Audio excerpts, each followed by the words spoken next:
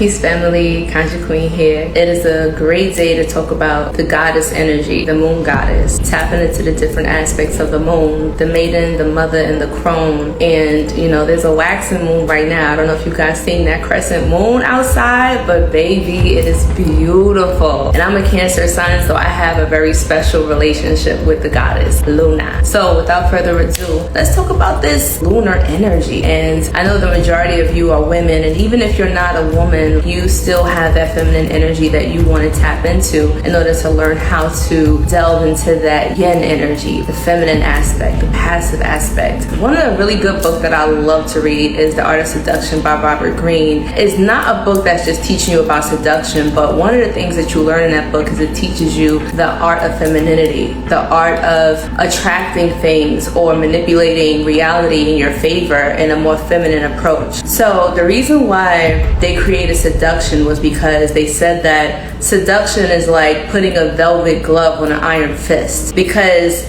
back in those days, men were very aggressive, right? We're talking about like the masculine energy. It's very assertive, it's very aggressive, and it just comes at you straight head on. Whereas the feminine aspect was always kind of more subtle and it was more suggestive. And the truth is that these women taught men the power of seduction, how to win and speaking in front of the public. Like it was women who taught the kings how to talk to the councilmen, how to talk to the commoners, how to talk to the people. Because back then, they was ready to rage in war and go straight on and be aggressive, but the men started to learn that there's an art to seduction. There's the art to tapping into your feminine energy. And the men even learned seduction so that way they can learn how to court and woo a woman. Like they taught the ancient knights and the pillars about it. Like chivalry was certain things were taught to men at the knight's table and said, okay, this is how you court a woman. And it wasn't just about women. It was also about like courtship and overall aspects of life. So seduction is not just about, okay, I like this person and I want to win their affections. No, children are very seductive. Let's use that for example. Children learn seduction from a very young age. If they can't get their way directly, then they will try to sometimes emotionally manipulate you, or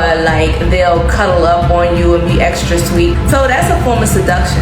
Every entire intelligent being knows how to seduce. So anyway, I bring that up because we're going to talk a little bit about the goddess 𝗪𝗏 today. Now, who's 𝗪𝗏? Some people may know her as Isis. Well, she is an Egyptian goddess, one of the most powerful ones because she is also a priestess. Well, the funny thing is when a lot of people step into this magical path, sometimes they can go into this path with ego. And it's nothing to be ashamed of because sometimes it has to be the ego that opens up the door to introduce us to magic in the first place. There's some people that's like, yo, I need my bills paid. They find out about a magical spells to get money, and that could be literally like the doorway that opens them up to the metaphysical or an occult world. And as you guys may or may not know, I'm not into the whole, you know, you're wrong, you're right, this is black, this is white. Like there's always duality and yin yang balance in magic, right? Magic is not evil, it's not good. It really depends on the heart of the practitioner. So we're not going to get into the ethics right now. But one of the things about 𝗪𝗏 is that she was so powerful. She was the priestess. She held all of the wisdom and knowledge of the gods, of the goddesses. Let's talk a little bit about that because a lot of the times when people hear that word priestess, like I was saying previously about my reel, I was talking about it's not about just getting caught up in, oh, I'm a witch, oh, I can cast spells, oh, I can hex you, oh, I can get my way. It's like, cool, that's your ego talking. But how are you practically using these skills or this gift to empower yourself? That's what the ancient priestesses did. They not only held that information to themselves, but they also shared that wisdom to those who were worthy. They did not cast pearls before swine. They were very meticulous about who they spoke to and what they delved into. That's why when we step into this consciousness, when we step into awakening, sometimes it could be so hard to like contain everything that you're learning, right? Like you want the world to know, you want to share with your family, you want to share with your friends. And 9 times out of 10, it's not a lot of people that's like this. Like we are a minority within a minority. Like being free thinkers, being healers, seeing the world for what it really is, and knowing that you have a bigger purpose than just to clock in, clock out, pay bills, and die and pass your debt on to your descendants. Life is much more than that. And so the goddess, the priestess, or 𝗧, comes in because she wants to teach you all about the magical power that we all possess. Yes, you may be able to cast spells, but are you able to heal yourself emotionally? Are you holding on to emotional baggages and traumas that's preventing you from delving into your true potential power? Are you able to heal and forgive so that way you won't be holding on to soul ties and energetic bonds that don't no longer serve you? We go through this path of initiation, especially as spiritual women, because these are things that's supposed to make us become better. Now, when you step into the spiritual path, you got to understand that life won't be easy. If you take the easy path, life will be hard. If you take the hard path, life will be easy. That's a really great quote by Les Brown. Anyway, the goddess comes because she says, everything that glitter isn't gold. And what does that mean? When you read a really good book I always talk about, it's called the 𝗂𝗵𝗳𝗲. It talks about the 7 Hermetic principles, talks about the universal laws. The laws of gods, the laws of the universe supersede the laws of man. So understand that. And as witches, as 𝗵𝗏𝗄s, as spiritual women, as priestesses, we are the keepers of that gateway. That's why if you're into the tarot, you will see that the high priestess, she stands before the veiled door. She's like, you cannot get this information if you don't go through me. If you don't go through the experiences through life to become a better person. If you don't go through these challenges and learn how to overcome these problems that occur in your life. Because I guarantee you, if you look at your life, get a journal, write down or reflect on your life, on how much you've grown, all of the stuff you've been through, all of the scenarios, the heartbreaks, the betrayals, all of the pitfalls that happened, it made you who you are today. Even when it comes to the magical community, right? I always tell people that understand that when you step into this world, that you will be spiritually attacked. You will be tested. If you're going to tap into that spiritual world and try to talk to the dead, talk to your ancestors, that's necromancy. And when you open up that spiritual doorway, you open up a portal. And that means that anything and anyone can come through. Now, always practice protection. And I'm not saying this to scare you, but I'm saying this to be real. And a lot of the times, nobody really talks about the protocol when it comes to spirituality. Like, you work with tarot, if you work with the Ouija board, if you work with divination tools, if you build and open up that doorway of communication to the other side, then you automatically have an unspoken agreement that, hey, look, we can come in and talk to you when we want to. Spirits can come and talk to you, and they'll see you helping other spirits. They'll see what you're doing for your ancestors, and sometimes they want a piece of the cake too. So with that being said, sometimes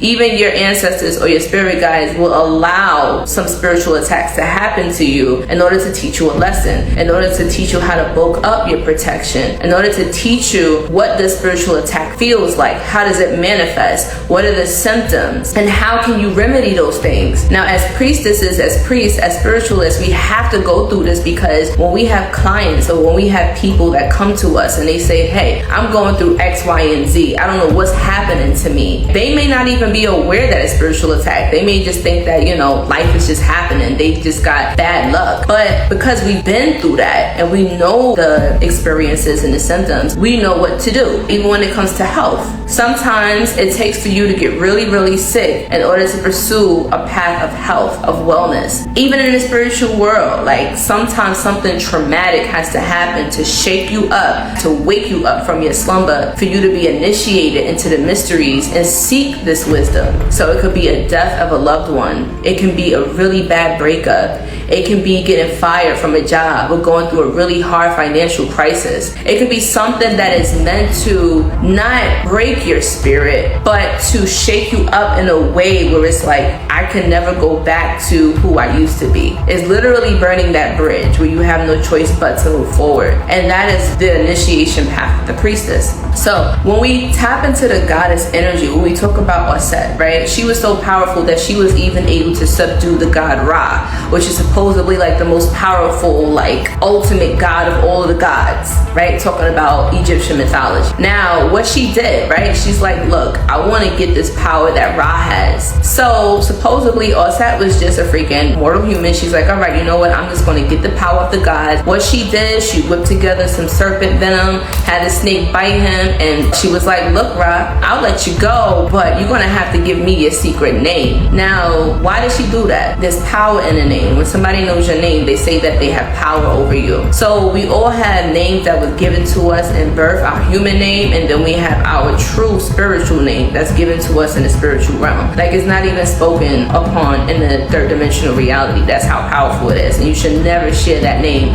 with anybody. Just like when you get initiated into Ifa or into Haitian voodoo, they tell you like, yo, you never tell nobody who rules your head. Now, I don't know why everybody be out here saying this person rules my head, this person is my mother, this person. And you know, if you want to share that information, cool. But I always tell people, like, be very, very wary of how much information you divulge to people, because somebody can utilize that against you and they'll use that to harm you. So she captured Ra, she got his name, and then she let him go. And once she did that, she was able to have power over him and do all types of magic. So what does that story mean? A woman was able to freaking chain down Ra. So that means, like, as women, we can't be subdued by these things that's going on with the media, propaganda. Like, we literally control this shit. Like, women run the world. I know they say this is a man's world, but honey, we run it. The man may be the head, but the woman is the neck, and that head ain't going nowhere if that neck ain't moving. So it's not about battle of the sexes, but it's about understanding the power of your femininity. But anyway, you guys, happy Monday. Tap into your moon goddess energy. I hope that this was helpful. Thank you everybody who supported. Thank you for the Cash App. I appreciate you. Anyway, Conjure Queen signing out. Peace.